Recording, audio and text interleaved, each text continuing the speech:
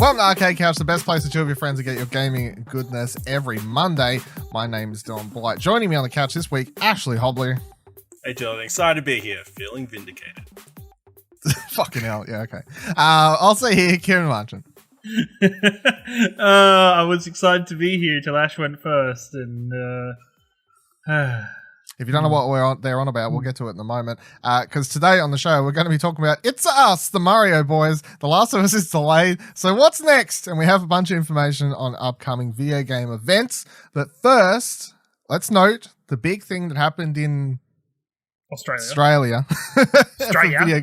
Yeah, I think it affects the world, I guess. But so Final Fantasy released on Wednesday last week, copies. As of this retail copies only. That's a good point. Not digital only. It was not a Square Enix decision. It was a retailer decision in Australia, but Square Enix knew that was probably going to happen, which is why they put out a whole Twitter post ahead of time about it anyway, and all these other sorts of things. Anyway, Final Fantasy came out. I've been playing it. Ash has been playing it.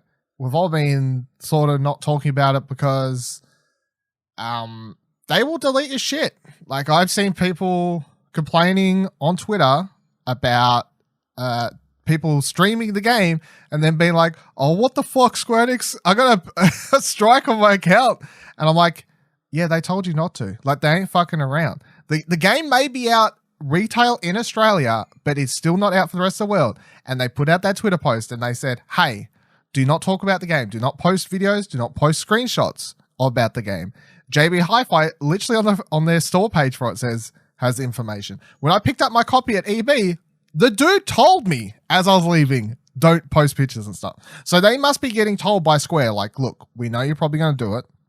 And we know you're probably going to push it out the door. But can you please make sure that people don't do these things? And with that said, we're not going to talk about the game this week, other than, like, we're going to talk about the fact that it came earlier, but we're not actually going to talk about said game because it's not out in the rest of the world yet. And not only is it not out in the rest of the world yet, the embargo date for reviews hasn't even passed yet. So I just think it's try and do the right thing, give everyone their time. If you want to hear me and Ash's thoughts, listen to Platt this coming week. We'll talk about it then, and I'm sure we'll talk about it again briefly on next week's Arcade Couch anyway, and I'll have a review up on explosionnetwork.com. But I mean, just to sneak in a little bit of a being a little bit naughty, I'm enjoying the game. Ashley, enjoying the game? Yeah, I'm enjoying the game. It's enjoyable. Whoa! Put that on your Square Enix employees in my room. What? Busted down my door. And in the end, digital does win because I didn't get busted by Square Enix. Yeah. So if it had, here's my question to you, because Ciaran, we're going to be talking about, you've been playing Persona. We'll talk about that a little bit later in the show. But if this had released fully, for some reason, this would never happen, but crazy scenario, it releases not only retailers but also digitally in Australia for some weird reason, would you have stopped Persona to play this? No. Persona's For other reasons that we'll talk about in a minute. I wouldn't have stopped. I would have saved Final Fantasy VII for post Persona. So you don't have super FOMO then, so that's fine. No, I really don't. Like, I'm so invested in Persona at the minute with that. I'm like, I don't really want to play any other games on my PlayStation at the moment. So in general, how do we all feel about the fact that it just released? Because I know, Ciaran, you can go, because me and Ash talked about it on Platt and we're like, hey, it could happen. It could be crazy if tomorrow when this episode releases that the game's out. Lo and behold, Platt comes out next morning and they're like, hey, the game's out. So that was quite funny. But yeah, how do you feel about the game coming out? Are you like, this is bad by retailers, or like, you know? No, I think it's interesting because I haven't heard Square Enix aren't actually doing anything against them for breaking street data or anything like that, are they? No, because it's just a case of the place of the world at the moment. It's just the fact that they're like, we've got copies. There's a very real possibility that it was releasing on Good Friday in Australia, so that would have just been a weird release day for us anyway. But also, by that time, are the stores that are going to be stocking and selling this going to be open to do that? Most likely not. And part of me hopes not, because I think Australia needs to do better in terms of isolation and all that with coronavirus and whatever. But So to do this still means that everybody gets the retail copy. It means that they're still getting that income from selling the retail copies. I think it's valid enough. I will say I think these are the last... I think Final Fantasy is the last major game we're getting for a while. Physically at least. I think based on news stories that we're going into a little bit later. I was about to say, I can tie it in now. That probably makes more sense to bring it up now. So yeah, so as we found out yesterday, Last of Us has been delayed, everybody cried. Yeah, so just quickly, on Twitter, Naughty Dog or Sony, whoever posted it, both, whatever, they said, it was Naughty Dog posted on Twitter this thing. We're nearly done with the development of Last of Us Part 2. We're in the midst of fixing our final bugs. However, even with us finishing the game, we were faced with the reality that due to logistics beyond our control, we couldn't launch The Last of Us Part 2 to our satisfaction. We want to make sure everyone gets to play The Last of Us Part 2 around the same time, ensuring that we're doing everything to preserve the best experience for everyone. This meant delaying the game until such a time when we can solve these logistic issues. So I know there's a bunch of people online with tinfoil hats on saying that they're using coronavirus as a excuse for delaying the game further because it still isn't finished. I think that's a whole bunch of bullshit. And if you believe that, your tinfoil hat needs to shut up. Ash. Maybe like 5% of the reason. From what everybody's saying outside of this, is the game's playable. Like, it's just in the final stage of the QA. Even Jason Schreier, who wrote the big Naughty Dog thing like a couple weeks ago and was like, Naughty Dog still being naughty. He on Twitter was like, everyone I know, all my sources are telling me the game's good. They are just delaying it because they're worried about literally what's happened with Final Fantasy, where a scenario could arrive where half the world gets it a week, 2 weeks before the rest of the world, and then those people are fucking spoiling it for the other people. Because that's the thing with Final Fantasy, and the reason that Square Enix is trying so hard to delete videos and clips. And you may be like, oh, Dylan, the game's fucking 25 years old, or however old it is. I think it's nearly 24 years. Fucking the game's old as Dylan. What can you spoil?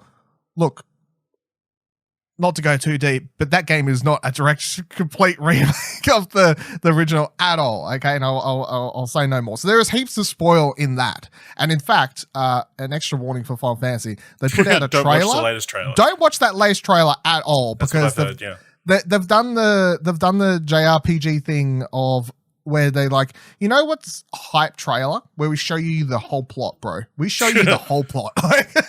You know the hype moments in the game? Yeah, playing them for yourself. They're in the trailer. Yeah. So don't watch that trailer. We know you don't have time for 120 hours of gameplay, so here's all the important stuff. Yeah. Not only does it spoil stuff, it spoils stuff for people who have never played Final Fantasy VII before. It also is spoiling new additions to the game that I've come across and be like, oh, that's new.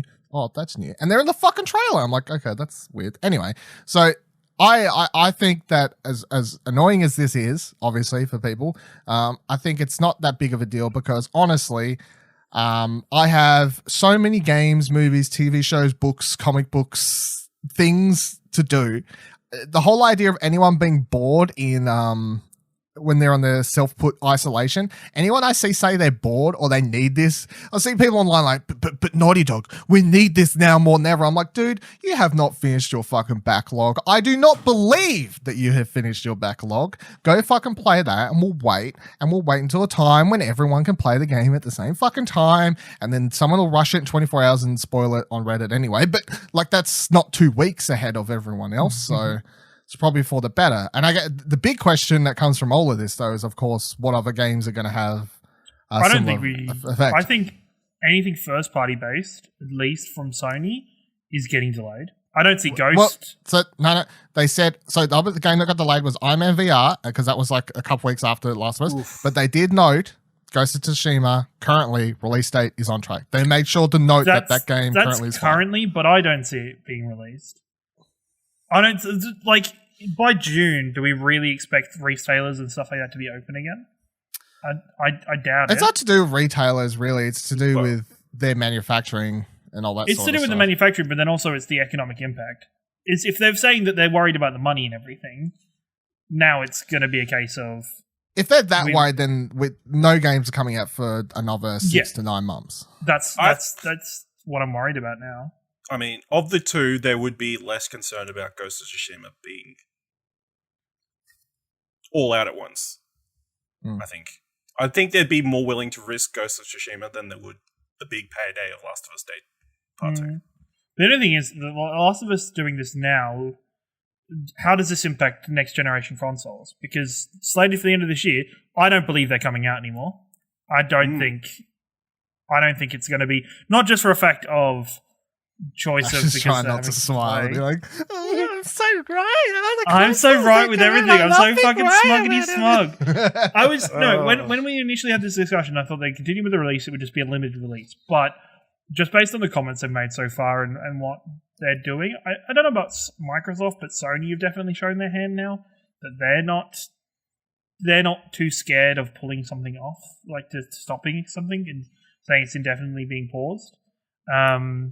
So you're saying they're not coming out. Ash is definitely saying they're not coming out. I'm still on the train that they're coming out end of year. I just don't think they're going to be able to get it's not... I think the biggest problem is going to be manufacturing for them. Yeah. Unless they've already got a butt ton manufactured somewhere. That's the asterisk of the whole equation that I don't know and why I'm believing them when they're like, it's still on track, because I don't know where all their parts are coming from. Obviously, we know that usually they all come from China or whatever, but I also don't know if they'd already just found another place, like thought ahead and found another place to get these from, or they'd already started like fucking hoarding up a bunch of parts that they need in a warehouse, like preempted like a couple of months ago, and it worked out really well for them. I don't know. Like, so... And the difference between that and like The Last of Us is just finishing, and they're like, it's gold. Take this disc, turn it into millions of discs, you know? So they don't, that has to happen. That takes time. I don't know. The consoles are still quite some time away. They got more time to prep it. They got more time to slowly get the parts, to either find different sources for the parts. So I'm not like rock solid, obviously, because I don't know for sure, but I'm keeping out hope if they're saying that they're like, it's looking fine. Ash just wants to be right about everything. Like, if it was up to him, he would sabotage the fucking release just to be right. He's so smug. Like, just him yesterday making tweets about stuff and not even tagging me in them, but I'm like, oh, I know this is about me. Like, I was like, may as well tag me, Ashley. Audio listeners really miss out on this fucking cheeky grin just in the background, not saying anything for half the... I will say, go back a few episodes when we were talking about this very subject when I was right. Also go back and listen to episode 153 of Platinum Explosion, where I specifically state that PS5 won't be out till March next year. It's such a rant. You're like, oh, it's not till March, Dylan. Not till my March. Sources have told me. My uncle works at Disneyland, and he's married to someone who works at EB Games in Sweden, and they got told by their nephew who works in Germany that their cousin who is in China, that we're fucked. I just feel like it's like an old Stoic thing, but I feel like week one sales are so important in nearly every, like a lot of games industry. That's why they want to make sure that first week is going to be perfect, and there's not going to be any issues. I think they'll hold back until then, but we'll wait and see. I mean, I don't know. Wouldn't now be? I don't know. Who knows? By October, half of America will be dead because they're not because Trump is not doing anything to stop this coronavirus. Shouldn't laugh, but wow. Okay, that was. I mean, sorry, America. The thing is here, America. Right? The important thing to note is, I don't think they would delay any games because of a fear of people not being able to buy them. They're only delaying it because they would struggle with the manufacturing and then making sure they all get to the stores on time. If all of that was fine and they're like, they could send it to every store in the world on time as per usual, I really don't think they'll delay the game because they're like, we want to make sure because they're not opened. Stores are. That's the thing. That's the thing. The stores are going to be more likely Amazon's closed. Still delivering fucking whatever else, you know, so just because you're brick and mortar. There's been reports of like non-essential stuff being delayed at Amazon and that kind of stuff for up to a month. So you gotta wait a month to get your copy of Last of Us Part 2? Rip. Yeah. Literally, potentially. Yeah. I mean, if America if you want to go there, like in a world where America's just like this fucking toxic wasteland and the rest of the world's managed to like kind of save themselves a bit better, is everyone just like, well, fuck, man, like I guess America vistas out on video games? Like, what are we I don't think so, because most of them are made there, so yeah. Like, that's a bit awkward for everyone involved, I guess, but yeah. It's released in every language except English. Except for English. And all translation applications and everything are just banned. We're going to have to restart our Last of Us replay and play it in a different language to get prepared for Joel in fucking Germany or some shit. That's the thing that this really confirmed, as I tweeted out, that on Explosion Network we have the power to get stuff delayed at the moment, and it's truly amazing. So if you've got something that you want to get delayed, maybe send us an email, tweet at us, just ask us. We just need to ask us to make a show about it or a segment or something. Yeah, because if you don't know, obviously Dylan and Ciaran started a Last of Us replay segment on Platinum Explosion. Literally the first segment came up 2 days later. Delayed. We did Fast and Furious podcast completely recorded in advance. A week later. Got delayed. We've done the Studio Ghibli podcast. I'm sure that next Studio Ghibli film is going to be delayed, even though it was like from almost never to slightly past never now. So Netflix is going to go down in an apocalyptic way, and we're just. So yeah, anything you want delayed? Yeah, we're thinking about doing Cyberpunk. No, we're not touching Cyberpunk. Leave Cyberpunk alone. It's banned from this website. We'll do a podcast where we just play through the role-playing game. No, as I said, in our Slack channel, we're either going to make a pre-Donald Trump winning the election lead-up show or a coronavirus causing an apocalyptic extinction of humanity lead-up show. And we'll save the world. That's what we got to do. I mean, an apocalypse one would be like foolproof, because if the apocalypse doesn't come, we can take credit for it, and if it does come, no one's going to care. It's a win-win situation. You've heard it here live, folks. Well, and we'll only be like a minute and a half episodes, because that's how long Pip's commutes are at the moment. It's true.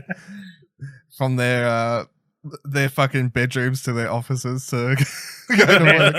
It's a rush sometimes to get to work. It's a rush on, yeah. All right, let's talk. I want to quickly go over the BAFTA, the BAFTA Game Awards. Not spend too much time on it, but I did think the winners and such were quite interesting this year. So the big fellowship award went to Hideo Kojima, which is basically their honor award. You know, like he's someone who's done great works and whatever. We talked about this, mentioned it somewhere like a month ago that it was happening.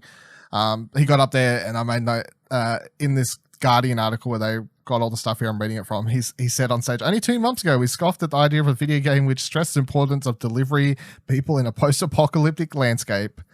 You win this. And then they said, you win this one, Hideo. So it's funny, he's making jokes.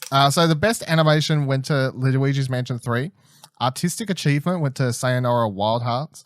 Audio achievement went to Ape Out. I was really happy with that one because Ape Out's sound design is fucking fantastic. Best game went to Outer Wilds. So Wilds, not Worlds. So it's the one, the procedurally generated Save the World Groundhog Day, which I talked about on here when I played it, and I said it's not for me, but I like in my couple hours I was like, this game is amazing. However, it's just not for me. It's still amazing, you know. It's one of those things I had to pull out, and yeah, like seeing it win the BAFTA, it's like that is more of a BAFTA game, you know, the type of design it is.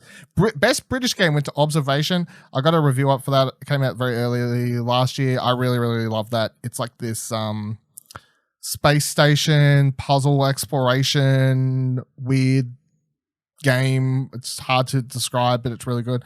Debut game went to Disco Elysium. Best evolving game went to Path of Exile. So none of your like Apexes, Overwatches, or your usual kind of Fortnites or anything like that. Yeah. Well, I'd say that they might all be included under another category. Yeah, but Path of Exile. Like I wouldn't expect you wouldn't see that coming up as a thing, but very odd one, yeah. Free to play as well. Best family game went to Untitled Goose Game. Game Beyond Entertainment went to Kind Words. Obviously, Kind Words is fantastic. I also like the way they word this category. Like instead of being like, because the Game Awards version is like the game's impact or whatever, but that kind of sticks it to having to be a game that is like about something, you know what? But calling the category Games Beyond Entertainment like has a much broader scope, I feel. So you could have something that's just here that's not like a quote unquote proper game, but more just like a fun learning experience or something, you know, like in a world where it's not games that impact, but it is beyond entertainment. So, and it could win, I guess. So that's good. Best game design went to Outer Wilds. Best multiplayer went to Apex Legends. Best music went to Disco Elysium. Best narrative went to Disco Elysium. Original property went to Outer Wilds. Best performer in a leading role went to Gonzalo Martin as Sean Diaz in Life is Strange 2. So, out of all your Game Awards nominees, they're like, Life is Strange 2. Gotta love it. Best performer in a supporting role went to Mattis, I can never say this person's name, Sozalo as Artie the janitor in Control. Which if you That's really interesting. Okay, sure. You don't know what this character says for most of the game, but okay. That's part of the point. It's part of the charm. That's why it was such a great performance. Yeah. He stands out. You play that game, he's a memorable character. He's one of the most memorable characters. Technical achievement went to Death Stranding, and then mobile game went to Call of Duty Mobile. So, yeah, I thought that was an overall rather interesting list, and seeing certain things stood out to me, like who they gave the performance stuff to and whatever else, but really differing to a lot of awards we saw from the more mainstream stuff last year, I guess. I mean, I can think, well, this is like, I think of the other two major ones, the DICE Awards and the Game of the Year Awards, obviously, completely different best game of the year. Yeah. So, just shows you how even 2019 was. And lots of people's places didn't even have like Outer Wilds nominated, but like even considered. So it's one of those games where I think for the people who played it and loved it, it was like, British people, they love the Outer Wilds. They love their fucking puzzle shit, really, because it's like that best British. That's a puzzle game. Best British game was a puzzle game. Untitled Goose Game's puzzle game. Like it's a kid's puzzle game, but it's basically a puzzle game. So there, secret is Disco Elysium. That's kind of a puzzle. Basically, there you go. Is that right? Mansion, that's a puzzle. Ciaran, British people love puzzles. Does your mum do a lot of puzzles, or? She does a lot of like the phone app like word puzzles. So, See, I guess. Yeah. I guess. Yeah. So they spelled Kieran's name that way. That's puzzling. Every time I write it in my phone's like, that ain't right. And I'm like, I know. True story. Every time I have to explain my name to somebody, or they go, what's your name? And I explain it and then spell it out for them. Before they can say anything, I say, yes, my parents hate me. Like every single time, and they give me a look. And I'm like, it's the truth. Yeah, well. I understand. So this report came out from where the fuck this comes from? Kotaku's writing this, but it comes from someone else. I know it here in a second. Anyway, they write Nintendo is reportedly planning to release remasters of most of their games in the Super Mario Bros. Series and announce new ones to mark the plumber's 35th anniversary. The news comes from a report from British gaming website Video Game Chronicle, which says the remasters are to be revealed alongside new information about Super Nintendo World Theme Park and the animated Super Mario movie. Nintendo is working on with Universal Studios. The reveal was originally supposed to happen at E3 in June, VGC reports, but will now be rolled out differently due to the trade show's cancellation and the ongoing COVID-19 pandemic. While Video Game Chronicle didn't mention which specific games would get remasters, it did say that the anniversary celebration will feature a new Paper Marios, and the first Super Mario Bros. Was released back in 1985 for NES, in case you didn't know. So, the update they had on their article was that people are theorizing it's going to be like a mental blank from the game, galaxies and all that sort of stuff and whatever else.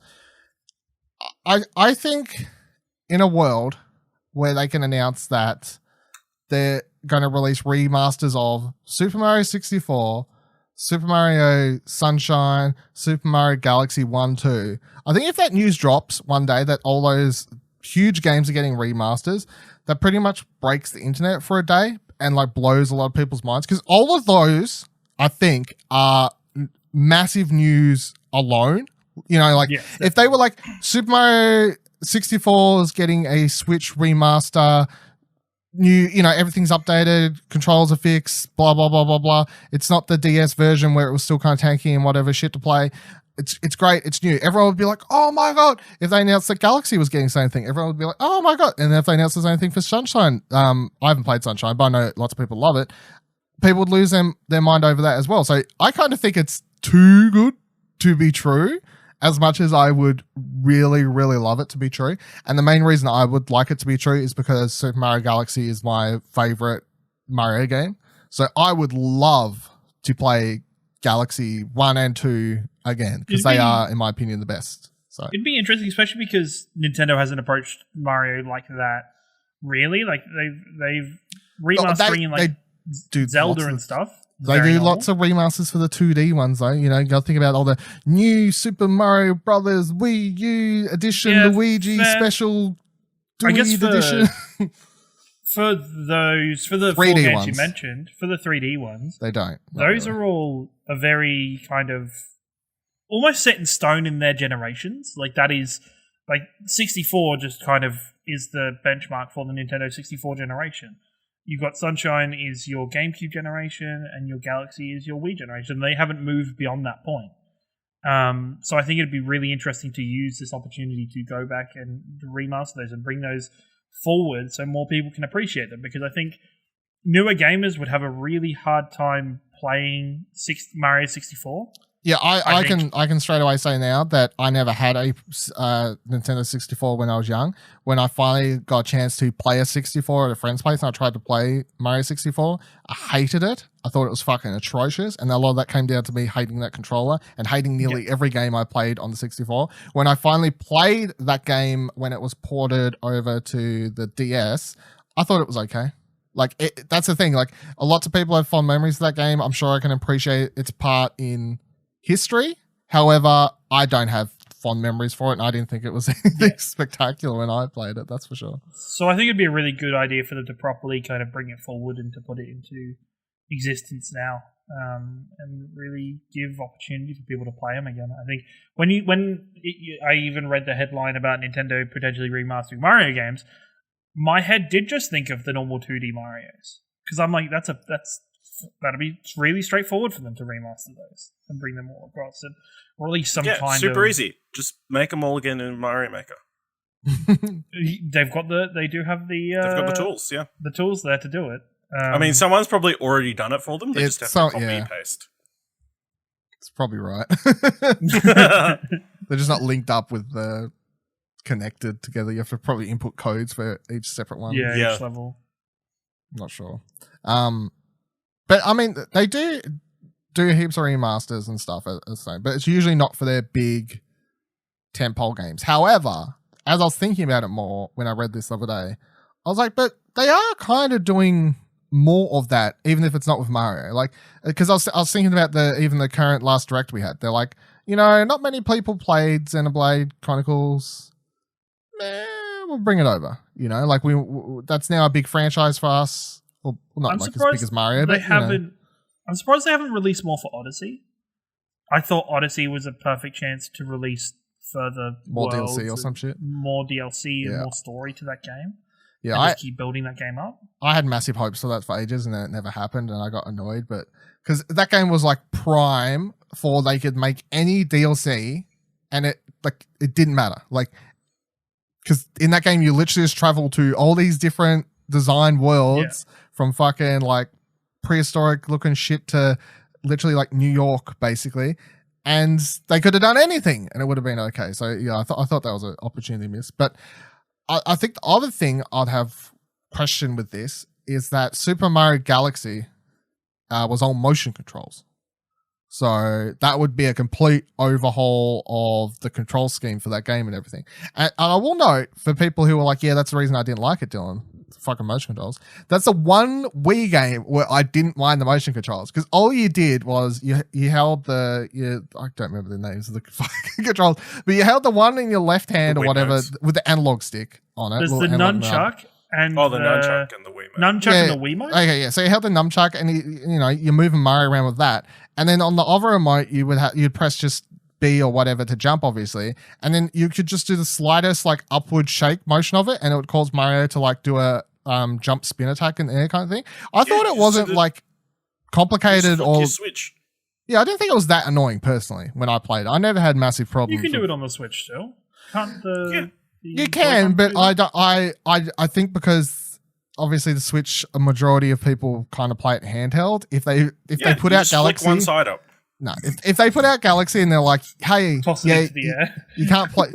you can't play Mario Galaxy Remake on your Nintendo Switch Lite, that console we just brought out, that would be dumb. That would be problem. That would be very, very fucking dumb. Either way, I'm hoping these get announced, and we'll talk about them more if they do, obviously. But at the moment, as I said, I'm like, this too good to be true. I'm very skeptical. I don't know. Reading on, they said that it was planned to be announced at like an E3 event. So yeah.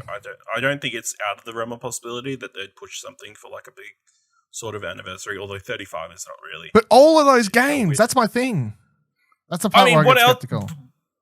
I think they've got to put something in between the time they're still developing the next Breath of the Wild and the Metroid game that's been redeveloped.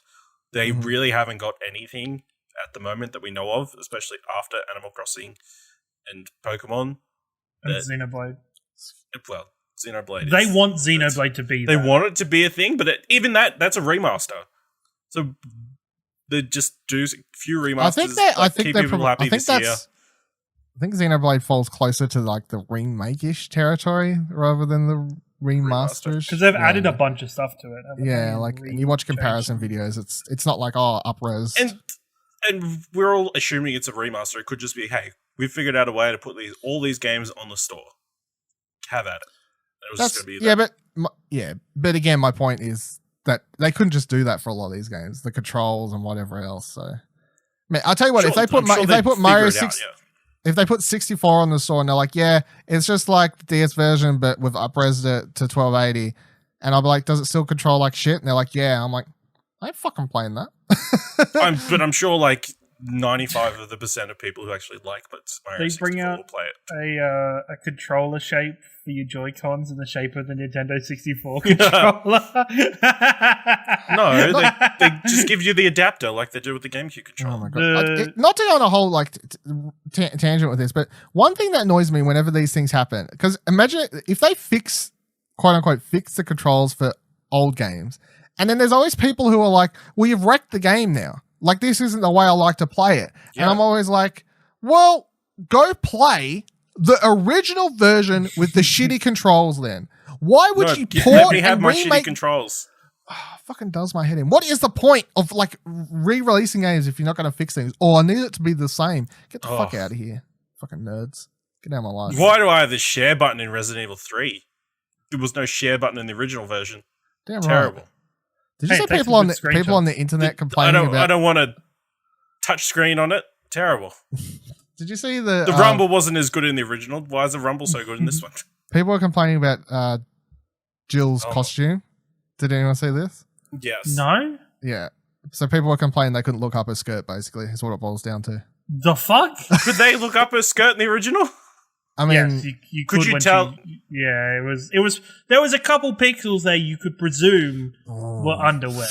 Don't get me off on those pixels, bro.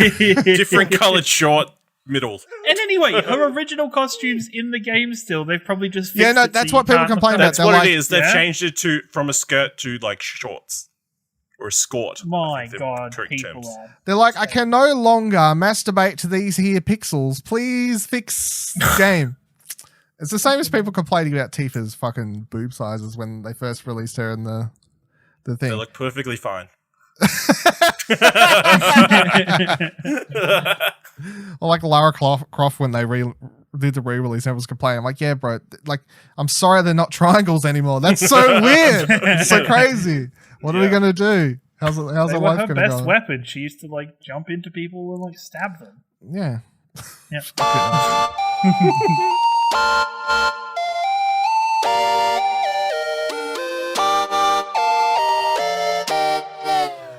Alright, so I've got two things to talk about in what we've been playing this week. Ciaran's going to give his thoughts on Persona since he started that in a moment, but I'll talk about Animal Crossing because even though I think I briefly mentioned last week that I'd put like an hour or so into it, I was like, I haven't played anywhere near enough. I think I'm like, it doesn't tell me how long I've been playing it for on my Switch, so I don't know if I've hit the threshold where it starts saying, but I feel like I'd be approaching like 10 hours or I'd be pretty close to then. So I feel like for any other game, I'd be like, that's a decent chunk, Dylan. How do you feel about it? I still feel like I've barely scraped the fucking surface of what Animal Crossing is. And if anyone saw my tweet like early in the week about people like moving the clocks forward, I feel like if you was in a rush to completely ruin the experience of the game for yourself and just get a bunch of shit and be like, I'm cool on the internet, then you'd do that. However, I think moving your clock forward to speed up the progress of this game is a complete waste of time and ruins the way the game's designed to be played. Because this is my first Animal Crossing. From what I understand, this game is a lot slower than previous Animal Crossing games. Because it is very much like arrive on your island, as everyone knows, right? It's fucking arrive on your island. Tom Nook's like, here, fucking you owe me money, mate. I'm like, yeah. Debt. Yeah, fucking hell. So then you go out and you start like, I never realized how like sort of mild Minecrafty that this would be to some degree. Because like when you start the game, it's like I'm fucking shaking down trees to get twigs. I'm then taking those twigs and I'm turning them into a shitty axe. I'm then taking that axe and I'm now able to get wood from those trees that I was just shaking to get twigs from. Then I can use that wood and then I'll go get a rock and then I make a shovel so now I can dig up things and so on and so forth. And eventually you build your first set of tools, which is something to dig with, something to hit fucking an axe, a fishing rod, slingshot to shoot out of the sky, and your pole, which is the big new addition to this that they revealed originally, which is that lets you translation rivers and stuff. The pole, yeah. So your main things is like fishing, chopping down wood, and collecting rocks and whatever else. But everything in this game takes real life time to happen. So like at the start, they're like, I finally like pay off my first real small debt, which is just your fees. Your travel fees, because all he gives you is a like a little sleepy hut thing or whatever, like a sleeping bag or whatever. A tent, yeah, the tent. That's it. And then you're like, hey, do you? I completely forgot what it was. Sleepy hut thing. The thing they sleep in. Tent, yeah. A hotel. So you pay off that. Hotel. You pay off that originally, and then he's like, hey, do you want more debt? And I'm like, yeah. Because that's how real life goes. That's how real life goes. He's like, do you want a house? I'm like, yeah, Tom Nook, I'd love a house. But anyway, the point is, when you say, yes, I want a house, the game isn't like, cool, you got a house now. The game is, it says, hey, that's going to take 2 days. And not like 2 in-game days, 2 real life days. And that's how a lot of this... Days, is there? Hey? There's no in-game days. Yeah. But I mean, like, most games are designed where they have in-game days. Like you play Pokemon, it'll rotate through time faster. Or Persona has in-game days. Right? Yeah, exactly. Yeah. So this game, if you start playing it at night, it's going to be nighttime. You start playing in the morning, it's going to be more time. Like the whole game's synced to your real clock and everything. And so everything takes a long time. And I kind of like it because it means the game is designed to be, in my opinion, a relaxing half-hour thing once or twice a day. You can pick it up and you can fuck around, you can go around, tick off some tasks, get some things going or whatever, feel like you've achieved something and be done with it. You can spend hours playing it if you really just want to go ham, constantly like cycling resources and fucking like fishing constantly. You can pretty much fish all day if you want. And you could sell them bugs. You get the bugs. Like those things are always going to kind of cycle through. So you can play a lot of out. Yeah, and you'll get money, and like if that's the way you want to do. But most of the time when I've been playing every day, there's like been one sort of task I could aim for, or a certain amount of resources I could try and get. And once they've kind of depleted or I've done those tasks, it's like, okay, I have to wait until tomorrow to try and do these things again now. And that's fine. I like that. I guess I can understand why some people may not like that and they do the whole clock thing, but I really do think that defeats the purpose of the game, because the game has been designed for it to feel a part of your life. And to add on to that, like we've got the Easter thing happening at the moment, for example. So they're just going to do that all for a year. So because the game is tied to your life and rolls with your literal day-to-day clock and everything else, it is going to be like, here's Easter, here's a Halloween thing, here's another thing. You know, like you're going to be playing this game for the rest of the year and more. The main reason that I've seen online of maybe that reasons for people skipping ahead would be, I don't think you get the airport until you're a certain distance into it, or do you have the airport the whole time? It's there from the start, but I don't think you can use it for a couple of days, maybe. Okay. Because I didn't know if like the social aspect where you can go and visit people, if that. Yeah, I think it takes a couple of days, but you know. Oh, okay. That's a non-reason then. Okay. I don't think it's not like weeks and weeks or something. I think you just can't use it for the first day or so, something like that. I think it was. But yeah, no, I just think anyway. So I am enjoying the game a lot though. Let's talk the important things. What kind of fruit have you got on your island? So Which villages do you have with you? What are we talking here? What do I have? Oh, I got oranges.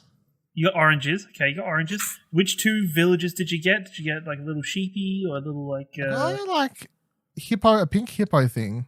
I can't remember the character's name, but I do like them. They don't annoy me. They seem pretty chill. I got this other person who I pretty much ignore, and I don't really like them. And I couldn't even tell you what they really look like because I'm not sure. But I always check up on the other person because they're always like, "Hey, dude, how's it going?" I'm like, "Yeah, chill." And they're like, "Oh, I'm just out catching some bugs." I'm like, "Me too, bro." And then I walk past the other person, and they're always like, "Oh, stop bothering me." I'm like, "Fuck off!" Like, stop. Why do they get stuck on this island with you? Why are you being so annoying? I think I also like so. You can buy for 2,000. What are they called? They've got this new. So there's like gold, like your like coins, your normal currency. I know there's bells. Yeah, bells. That's it. Yeah, bells. So you get bells, which I have to use to pay off the thing. I've nearly got enough saved up to pay off my home loan, and then I'll be able to do something else. But and then you get this other currency. There's like Nook points or something. I think they're called. I can't remember. Nook vouchers. Nook miles. Nook miles. That's it. So because of the way the pandemic is at the moment, I know a surprising amount of everywhere Animal Crossing on Twitter, because of Twitter. So you get the Nook miles, and you get them by like completing basically daily tasks and also like milestone tasks. So it's like the first time you do something, it'll reward you with them. But then also you have a never-ending cycle of ways to get them, which is why people can play the game for hours and hours on end, really, because it's like chop down 10 pieces of wood. Here's 100 these things, and then it'll replace itself. Catch 5 fish. Get 300 Nook miles, and it will replace itself. So they're what people basically use to constantly work them, give themselves something to do to constantly play. But for 2,000 Nook miles, you can buy a random airport ticket thing, which takes you to these random islands, which is where you see everyone on Twitter trying to get the Tarantula Island or the Gold Island, which is RNG of it. But on those islands is where you can find other villages, right? And so far, I've talked 2 people into agreeing to come join my island. They've not shown up yet. So I think they're like kind of, I need to progress my island to a point, I think, where they'll start actually arriving on the island. It starts becoming more of a town where you start getting more buildings and stuff like that. So I think I've like kind of, they're in the system, and I'm sure when I hit that point, which is hopefully soon, that they'll start arriving and so on. But yeah, maybe they're collecting weeds at the moment to get a ticket to fly over to your island. Maybe they are. But honestly, the other night before I got into bed, I was like, I'm not super tired yet, and I like, like it's so weird this game because I could literally be like, actually, I might just pop open Animal Crossing for 10 minutes and collect 90 weeds off my island and sell those because then I'll have enough money to buy. It's like so weird, the like sort of meandering task. I've been like so tempted to get this game. Like this game, because it's so visible on social Twitter, media at the moment. On Coming Twitter, out at the perfect time. Came out at the perfect time. Everybody's at home and they're all using it to socialize or whatever. I'm tempted, but at the same time, I'm like, No, it's one of those things where I'll start and then be like, I can't be bothered, or like, I don't know. And then also the other half of me is like, but if I don't get it now, maybe one day I eventually get it and I've missed the boom completely and I'm like behind and everybody else has got towns. It's never going to be as good as it is now. Yeah, exactly. And I already feel way behind because everyone else on Twitter is like, man, I'm off work. I've spent 100 hours in this game. I've got a whole village set up, like all this shit. I'm like 10 hours in and I'm struggling seeing people's houses and stuff with all the customization and everything. Crazy. Yeah, they got all this stuff. Like I retweeted a video before we started recording. Someone recreated the Pokemon town, like the original Pokemon Pallet Town. Sorry, I was mental blanking on that. Folk Gamer. Someone like recreated Pallet Town in the game, which is quite funny. My favorite was a video of the video of somebody flying into somebody else's island, and the person had worked out where it shows as they fly across, and they'd written on the sand, "Send nudes." Oh, really? So as they're like flying across, there's send nudes instead. I was like, "That's great. That's excellent. Good on you." No, I like seeing people that've been recreating like movie scenes and stuff. Specifically, the lighthouse, which features like seagulls and dead seagulls. Wow. I've seen people recreate music videos and all sorts of stuff. It's quite funny what people are managing to do. Yeah, the endless, it does seem to have a pretty much endless ways you could kind of create stuff, because the in-game customization design thing is, I don't know what you'd call that, like where it gives you all these like fine-tuned little dot points and you get like the pixel art, whatever you call it. I don't know what the official name for that design type. Anyway, it's like pixel art or something. But that means anyone can add anything to the game. Like if you got the time and skill to work out how to bring your design in. So I saw a tweet yesterday of like somebody been like, I've recreated all of these Star Wars outfits. Here you go, take the codes. It's a fucking hell. Okay. Yeah, I'm pretty sure there's like apps and stuff that let you put like photos into the game. They've like figured out how to. Really? Because there's like in the Animal Crossing app, I believe you can do it on your phone, and then obviously people have hacked that or something, figured out a way to like you just put a photo into an app and then it creates it so you can use it in Animal Crossing. Might need to look into it. I don't think I haven't got to the point, because I know you have to get a certain character on your island or whatever that lets you use the people's codes to like bring in the items. So I haven't got there yet, so I haven't gone too ham on investigating that stuff. But I have seen like the Star Wars stuff. Someone like created a Porg thing and whatever else that Shree shared with me today. I'm like, fuck's sake, I need to hurry up. It's even, I've seen, what was it, somebody, I think I had it on stream yesterday while I was not doing anything, but somebody hated one of their villagers because he was like a ram that just liked lifting weights, and that's all he was about. And they were like, they kicked him off? No, they went to Abigail, the yellow character. I don't know what she is. She might be a dog. And they're like, oh, you having a problem with one of the villagers? They're like, yes, this villager. She's like, what's your problem? And the options are something like, I don't like what they've said to me. I don't like what they're wearing. I don't like there's a third option. They picked, I don't like what they're wearing. They walked back and this villager had a different shirt on. It's like, fucking hell, okay. Fucking told you. But no, it's really, really good. And I think, like, as to Ciaran, like saying, oh, get the game, fall off it. If you play it the way I'm playing it and the way I think it's designed to be played, I really don't think you could fall off it or get too sidetracked with it. Like, it falls into a perfect point of like, you can be playing Persona still and put like half an hour into it every day kind of thing and be like, oh, I've achieved something and now go back to my real game, you know? In a lot of ways, it feels mobile game-ish, to the point that you have daily login awards, basically. Or one specifically. So if you go into the game and you go up to this like PC thing, every day you check in, you'll get miles. And they like you get more for each consistent day that you log in and do that. So even on a busy day, I completely fucked up yesterday. I didn't log on to the game because I was too busy playing Final Fantasy and I forgot. And I fucked myself. I was an idiot. But every day prior to that, when I've been playing Final Fantasy. Set yourself back again. Yeah, I know. Every day prior to that, I was making sure that even though I wasn't playing it, I would just log in, go to that PC, quickly grab some fruit off some trees, fucking sell it and be like, done. I'm like, that's my 10 minutes. I made my money. The fruit will go back in a couple days and I've got my daily login. So yeah, it's very mobile game-ish in that sort of way. And that also brings me to my third point. I don't know if it's my third point, but it just sounds good to say. I got the game digitally, right? Because when it came out, I was like, I don't want to go into the stores. And not to go on a whole side note, but also if you saw my Twitter, I felt bad about going in to pick up Final Fantasy. But also, I already had $100 on that, and I was like, even if I had the option to go digitally, I'm like, I think I probably would have still had to go to the store because I'm like, if I can have it basically paid off, I can't just justify spending $100 digitally at that point. Anyway, I didn't want to go in to pick up Animal Crossing because the price difference is like $10 between JB Hi-Fi $69 and $79.95 or whatever it just costs off the store. So I brought it digitally. And I'm actually really glad I made that decision because it means I can be playing something else on my Switch that has a cartridge, and I'm always going to have Animal Crossing on here for the rest of the year, and I'm going to be able to just boot it up, play it for half an hour if I want to, and then jump out and go to another game without having to switch fucking cartridges constantly. This is a digital game, people. Don't buy this one physical, trust me.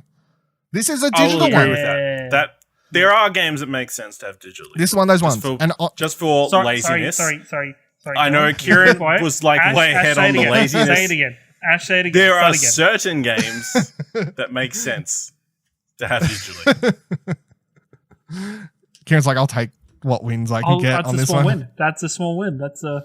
I kind of wish I got Pokemon digitally too, but I got the Steelbook for it. I would also wish I got Pokemon digitally. I really wish I had Pokemon digitally because then I could leave something like a Luigi's Mansion or Ring Fit or something I've got like the cartridge for, and then I could constantly switch between Pokemon and Animal Crossing if I want to. But any of those games that I want to like mess around, like Mario Kart, I kind of would have wished I got Mario Kart digitally if I just wanted to like crash around a course for 5-10 minutes instead of having to switch cartridges when you're playing it. Like it's just stuff like that. And I barely game. I mean, this is a 100% privilege thing, but because I don't really pay for that many games anymore, because I'm lucky enough to get review codes for most stuff I get these days. Not trying to like shove fire up my smoke, just trying to be honest about it. When I do get something, I actually have to buy something now, and I have to get like a physical copy of it. I kind of forget how annoying it is. I honestly feel like getting like Explosion Network and getting review codes for stuff has like got me so much more used to digital codes that now when I have to switch discs or cartridges or something, it starts annoying me. See, this is why Dylan, all the reviewers. I'm admitting it's privilege. It is 100% privilege, but this is why all the reviewers are going for like pushing for the digital future because they've all accustomed used to. No, I think it's themselves. I think the big thing that's stopping people from digital future, other than Australia's terrible internet, is the price difference for the digital copies. Difference. The fact that you're paying more and you can't trade them in is the main thing. And you can't trade them in. Also, you want to keep brick and mortar stores alive, especially in this troubling time. Yeah. Look, I'm not saying I'm not Ciaraning here and saying I want old brick and mortar stores to die. I like supporting my local store when I can and whatever else. But Animal Crossing is a digital game. That's my review. Animal Crossing. 10 out of 10 must buy digital. That's a review. That's not actually my final review. I don't know what my score is. Don't hold that to me. Finally, what are your feelings on Tom Nook? Is he the villain of the story? Is he the kind old gentleman who just gives you an interest-free loan that you can pay off whenever you want?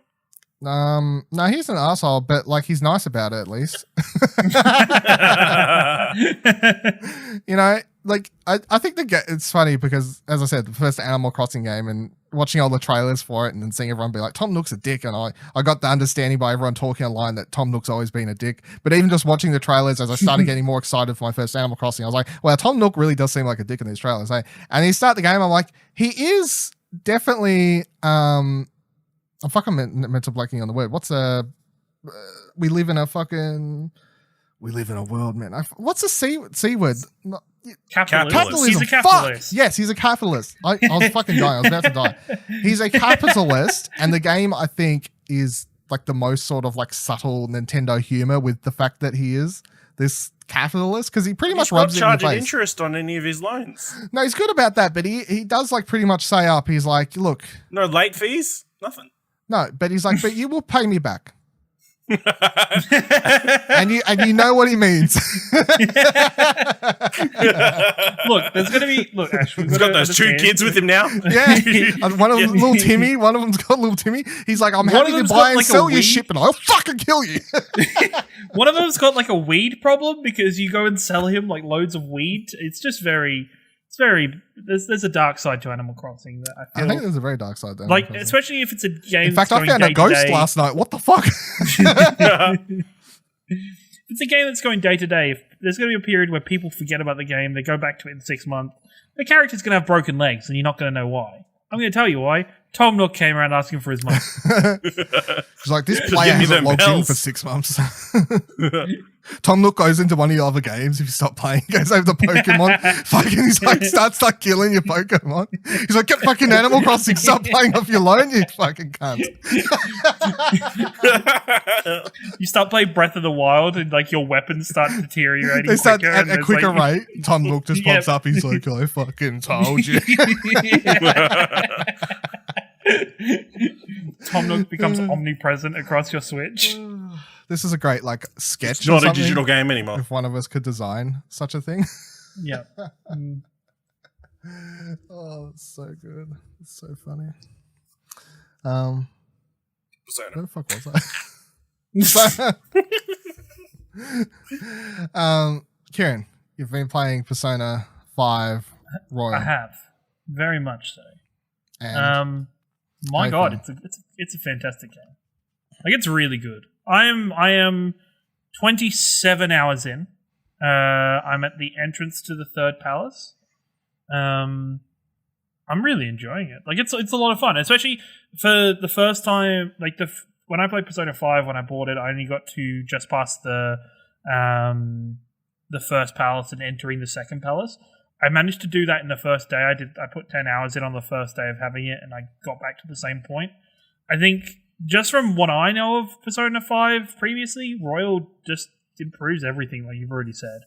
The fact that both palaces, except for reasons for the second palace, I cleared pretty much as soon as I could, both in one kind of nighttime. I went all the way through. I don't think it's nearly as difficult anymore because they enable you a lot more to do more. They give you more opportunity to get stats and to make items and to get bits and pieces. I think I was talking to you the other day, Dylan, about stuff like the sooty armor that you get, how I was washing it in the laundrette. I just found there's a shop that just buys it outright, so I don't have to wash it anymore. It's like, that stuff's good. I'm even 27 hours in, it's so apparent that I'm not properly in the game still, because I'm still meeting motherfucking people that I'm creating bonds with, and I'm like, my God, stop. It's 12. Why? Actually, probably more now.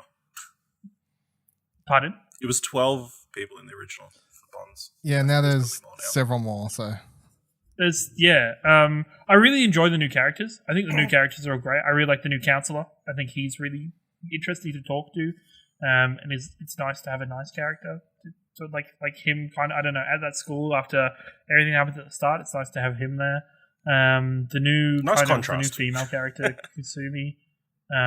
She's really funny. Like, I really like you only get to spend, as you said in your review, you only get to spend a little bit of time in the earlier sections of the game with her. And I think she's about to disappear on you for several months. There's a period of 3 months where she just you never see her. I'm like, where the fuck did she go? And it's not for any reason, just because the game's all right, focusing on the main story now. It very much feels like a TV show where they've done reshoots for a movie or something, and they've had to only bring in certain characters to reshoot it. So that character, I don't think I've had any moment so far where the other characters have been there at the same time as her. Yeah, no.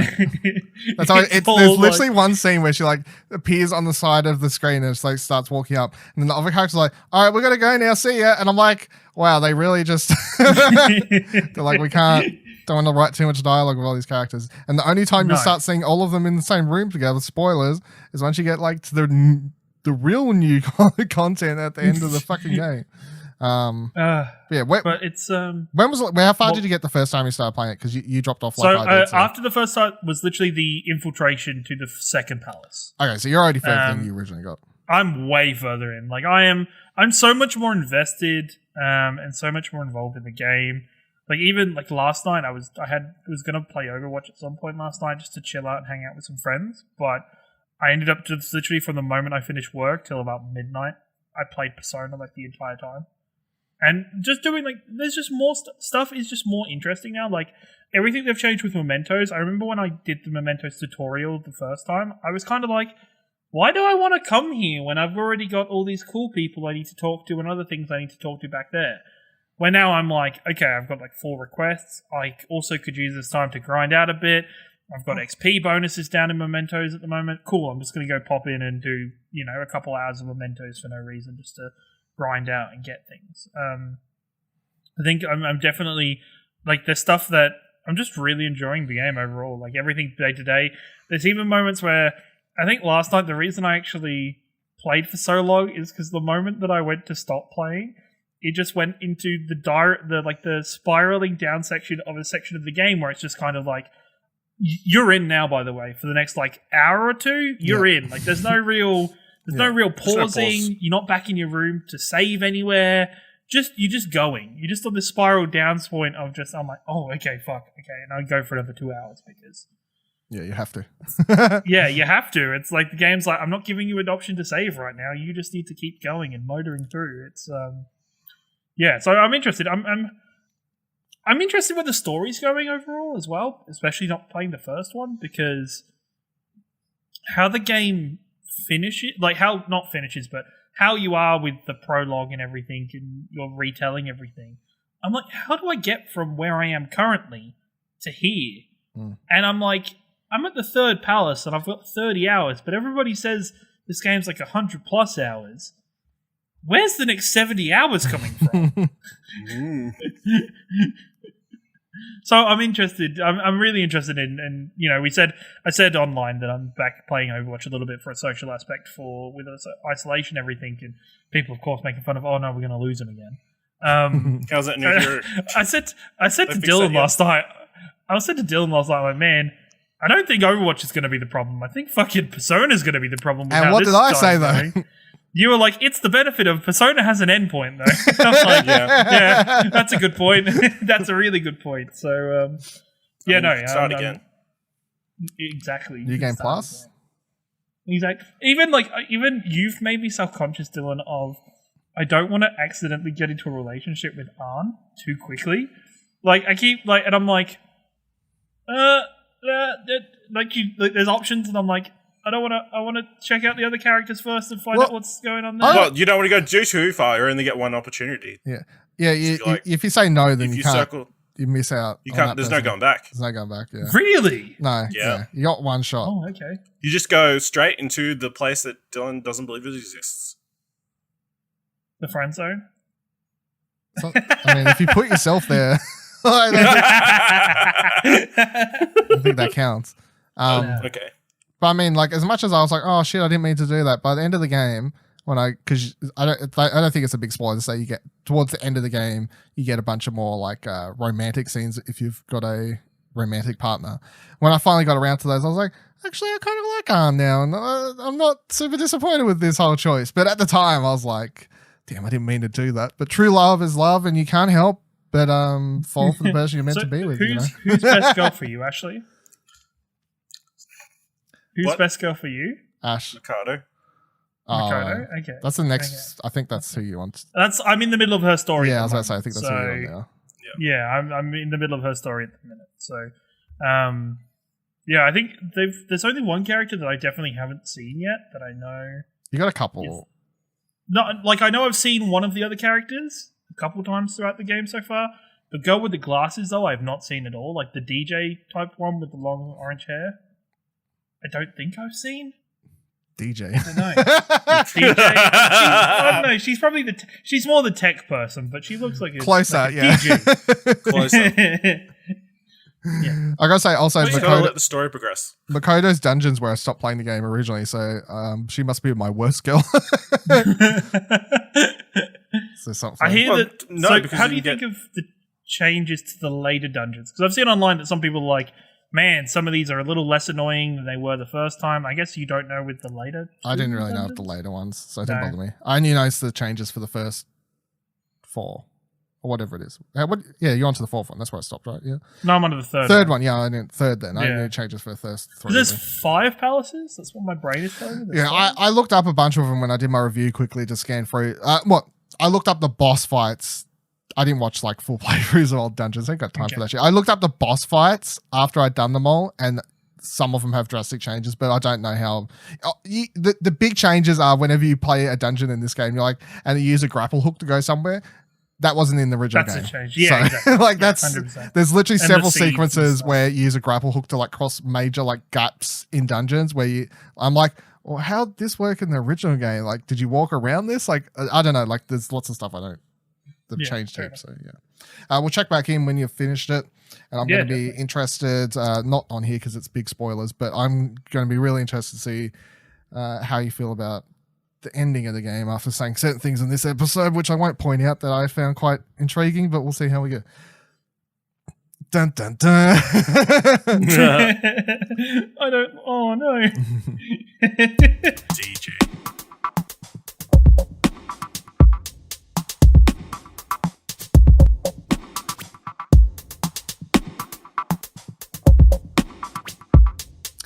Let's talk about, we've got some dates and information about some massive, big gaming events for the next 12 months-ish. Some recent, some coming up. So let's get this information out there. Firstly, E3 is happening next year. It's not over forever, as much as I actually kind of thought it was going to be over forever. ESA has today announced, says GamesIndustry.biz, that next E3 conference will happen June 15th to June 17th, 2021. The news was shared with partners this evening, with the ESA saying it would hold a, quote, reimagined event next year. So it's only a 3-day event, 2-day event? It was always 15, 16, 3 days. It's always technically a 3-day event. Yeah. Because all the press conferences were are they still doing doors open? 2 weeks, though? They usually do 2 days of conferences and then 3 days of public shows, I think. So it's a week. Monday to Friday. There's 3 days of doors being opened. Yeah. Of the actual convention center. Yeah. Right. Okay. But then the conferences were before. Yeah. So it'll probably work out the same. But either way, anyone surprised? I mean, I was actually kind of surprised because I actually legit thought they were probably done for. So I was thinking it was already dead. I think they're going to try again. There's still time for it to be dead. I'd be interested to see how the big players at the card game are going to go about E3 next year, though. If Sony and Microsoft are going to turn up or not. None of them are coming. You're going to be hanging out with Dr. Disrespect in the bathroom, getting some autographs. That's a reimagined show. Get excited, everyone. Love that. Live for that kind of show. I don't know. I think they'll, like I said last time we discussed this, I think they'll give them a chance to see how they go.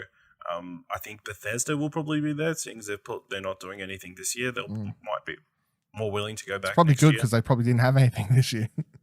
Yeah, next year they'll have more footage of a second teaser trailer for Elder Scrolls. Yeah, they've got the location name. Yeah. It'll be the exact same trailer, except with the name pops up. Yeah, it comes up with name. Got him. And it says out everywhere. Sometime in the next 10 years. Eventually. Maybe, if you're lucky. Eurogamer.net writes, moving on. Talk about some more interesting stuff. Gamescom isn't cancelled yet, but it will hold a significantly expanded digital show. So the event Gamescom Now streaming schedule, which featured demos and interviews of developers, will also be ramped up. As for the physical show, which last year welcomed a staggering 373,000 people to Cologne's cramped convention center, organizers said today that no final decision has yet been made. Whether Gamescom will be held in August as normal or take the form of a digital-only event will be determined in mid-May. I'm just going to say now that Gamescom is not going to happen. No fucking way. It has more people in it than E3. You know? It's the biggest gaming convention there is. Not going to happen. Gamescom. I'll also say Germany currently has, as of recording, 91,959 confirmed cases of coronavirus. Yeah. So. No, they're just going to wheel through those really quick and then, we'll be all good. Right? How are they going to get Jeff Keighley over there? Well, yeah, he's going to do something. It ain't going to be there, though, because... It's going to be from his bedroom, like everybody else. He's going to organise something with Valve, and then it's going to get cancelled. In their tweet, they said, in view of COVID-19, existing digital formats such as Gamescom Opening Night Live and Gamescom now will be significantly expanded upon. So there's no way Jeff Keighley is going to turn down the opportunity to do a bigger show, even if it's not live there. Well, he could go to an LA, like... That's true. He could go to like a and film theater. It somewhere and whatever. Yeah, he'll just go to a theater, I reckon. Whether Gamescom... I don't know how he'll handle it being an empty room, though. He'll be fine. No, how's he going to get people to go? It's fine. All these wrestlers excited about that. All these wrestlers are handling it, so he can handle it as well. Whether Gamescom 2020 will take place as usual as a digital or as a digital Gamescom will be determined in mid-May. So the thing that that's interesting about this is they basically confirmed that if they have to cancel the show, they will be moving to a digital Gamescom, whatever the fuck that looks like. You know, I don't know if they are already starting to like obviously work on that in the back end and put it into place and then hope they don't have to do it, but they're going to have to end up doing it.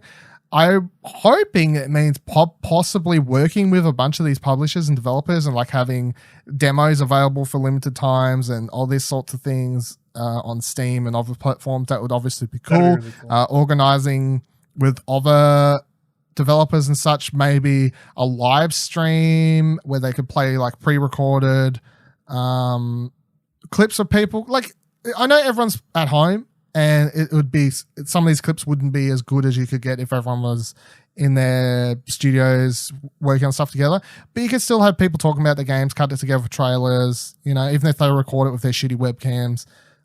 It's like, why not? Honestly, like, might as well try and make something happen, you know, like do the best with what we got. But yeah, I'll be highly surprised if Gamescom happens. I think the fact that they said they're going to extend the opening night live is cool, and hopefully it's opening nights live. Opening nights live. Nights, several nights live. It's going to, either way, we know we've got something coming up, right? So we're going to get some event. How and whatever it'll work, I don't know. But as we're saying, like Jeff could technically just go rent out a theater and record something. Or he probably has a fucking green screen and whatever in his house. Let's be real. Come on. There's no way that... He could be anywhere he wants. Yeah, exactly. He could be anywhere he wants. So there's that. And then also, this one was a surprise one, but potentially could be one of the biggest things of the year now. GamesIndustry.biz writes, IGN to host Summer of Gaming digital event in June. IGN has announced it will hold a digital Summer of Gaming event in early June, aiming to fill the programming gap left by E3's cancellation due to COVID-19. Partners supporting the event include Square Enix, Sega, Bandai Namco, Amazon, Google, Twitter, Devolver Digital, and THQ Nordic, with publisher presentations planned alongside IGN-led content such as interviews, demos, and discussions. Pierce Schneider said, with the next generation of console gaming kicking off later this year and gamers eager to learn more about what games they'll be playing on their new hardware, our online event will be a key moment for publishers and developers to connect with the audience worldwide. So they're the people that have got on board so far. Obviously, they could So what they're going to do is make more of the content they currently do, specifically in June. Well... No, it's kind of, I mean, not to say they ripped off, but it sounds more like they're basically doing a we've got more money than kind of funny showcase. Really? Mm-hmm. Yeah, 100%. I mean, it might not be exact same thing, but it's... I mean, it depends on what what games they get, if they're going to be announcements and stuff. It does sound more like the overall E3 experience of like discussions and panels and that kind of thing. So. Yeah. So you mean that they... I thought you was making a joke about IGN like just doing their usual kind. You mean they're just going to be doing... that would technically be what they normally do during week. E3 is what you're saying, though. I mean, also every week. Yeah, I was about to say because I'm sure every week technically they do interview devs. Not to the extent they ever do during the E3 live show, though. So if this is basically a bigger version of the IGN usual E3 live show with more reveals, more interviews, more demos, more world exclusive stuff shown in it, that's cool. Someone was always going to come in and try and fill that gap. I think the bigger question I have for this though is if I add this, like they haven't locked in a rock solid date, they say early June, right? Xbox has said they're going to do something around E3. What was E3 time? They were going to do an event and they were obviously going to show off their Xbox and that to some capacity. Other companies have also said they're going to do events during that E3 sort of period. So now, if IGN's doing one and it's got a bunch of people on board, does Xbox then still do their own thing, or do they like go? Yeah, they team up. Like what? They still do their press conference or whatever, but then you get your developers to go talk to IGN, like you would at any E3. But now they got to work out the dates. We revealed Battletoads is actually coming out. You get the developers of Battletoads go talk. Now you got to, but now they have to work out the dates, and I think they honestly should be talking to one another, because if they get the dates all wrong for all of this stuff, it just makes the news cycle a lot weirder. There's no end date. Yeah, but it's like Microsoft should go first, right? Microsoft should do their stream or whatever first, show off the Xbox or whatever, and then we can do what you're talking about, which is then have some of the developers talk about the games potentially during IGN's thing. If IGN is before the Xbox thing, you don't have this scenario happen. But as long as Xbox goes before it ends, then we're all good.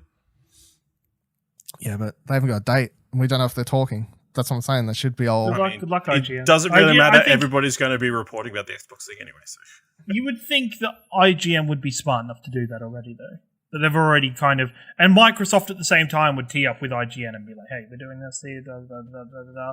This is good press conference, good media coverage, blah, blah, blah, cool. Cool. That's pretty much the whole conversation you just heard inside of the IGN conference call with Phil Spencer himself. Possibly. I think the one I don't really understand is like, is Amazon being a partner? Amazon's making their own games. Oh, that's right. They are too now. They've got that whole MMO but then thing why coming Twitter? out and what are out.